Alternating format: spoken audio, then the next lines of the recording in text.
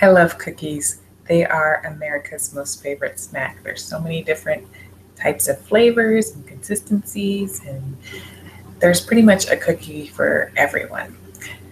I love that you can have cookies with your neighbors as a way to break the ice to get to know them better.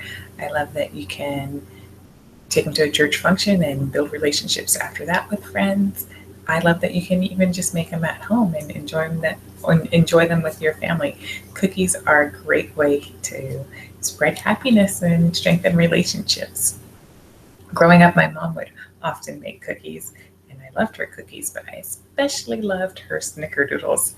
And I remember the first time that she told me the name of those cookies because I wondered if she was making it up or just joking or something because it's kind of a funny name for a cookie, but that is the actual name.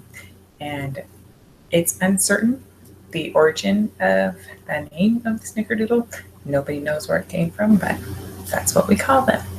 They're pretty similar to a sugar cookie, but what's different about them is you roll them in cinnamon sugar before you bake them, and also the cream of tartar in the recipe gives it a nice tang tartness to the cookie that sugar cookies don't have. And over time, I have grown to love these cookies so much that I've developed some tips and tricks to get the perfect cookie every time. And you can use this with pretty much any snickerdoodle recipe that you look up online. But I'll share with you my tips and hope that they are helpful to you as well.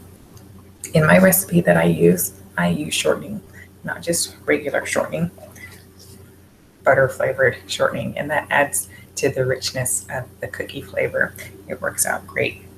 I also like to use vanilla, a teaspoon of vanilla when I'm mixing the wet ingredients together. It also adds to the flavor of it for me. Some people don't like to add vanilla. They feel that it takes away from the tartness of the cream of tartar, but I find that they still taste delicious, and that's up to you if you'd like to add that or not. Also, when you're mixing your dough and you go to add your eggs, make sure you only add one egg at a time and mix it up. Make sure it's all incorporated with the rest of the dough before adding the next egg, and then mix that egg up and carry on that way where you're mixing after you add each egg. When you have the wet and dry ingredients mixed together, you have your dough together, you want to go ahead and put a cover on it or put it in an airtight container and pop it in the fridge for at least 30 minutes. And what that does with cookies is it helps to solidify the shortening or butter or oil, whatever you have in your cookie, so that when you go to bake it, it doesn't just flatten out into a hard cookie right away, but it helps the cookie to hold its shape and puff up and be delicious. When I go to bake my cookies, I like to bake them on aluminum pans with or without. You don't need to use parchment paper, but the parchment paper and the aluminum help the cookies to bake evenly and come out uniform looking every time. They're great. Um, Also, when you go to roll your snickerdoodles into balls, I like to use a cookie scooper. It gives them that nice round shape. And also it has this flat edge, which you use for when you go to roll them in the cinnamon sugar. You want to use that flat edge to not put cinnamon sugar on. And what that does is it helps the cookie to not get burned. If you have sugar on all sides of your snickerdoodle and you go put it on the pan, then that part of the cookie can cook too quickly. So leave that part cinnamon sugar free and put it on the pan, and you'll be good to go to bake them.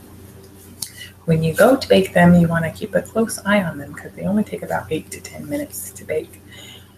And you want to take them out of the oven as soon as the edges of them start to brown. And you'll take them out and let them set on the pan and continue to bake on the pan outside the oven for another 2 to 3 minutes. And then after that, you'll just transfer them with a spatula to a cooling rack and let them continue to cool. But that's it. Those are the tips that I've learned and developed and have been helpful to me with baking snickerdoodles. I hope they're helpful to you. When you have your recipe mastered, I would encourage you to share them with your neighbors, friends, and family to continue to develop those relationships and continue to spread good cheer. Snickerdoodles are a great way to spread good cheer.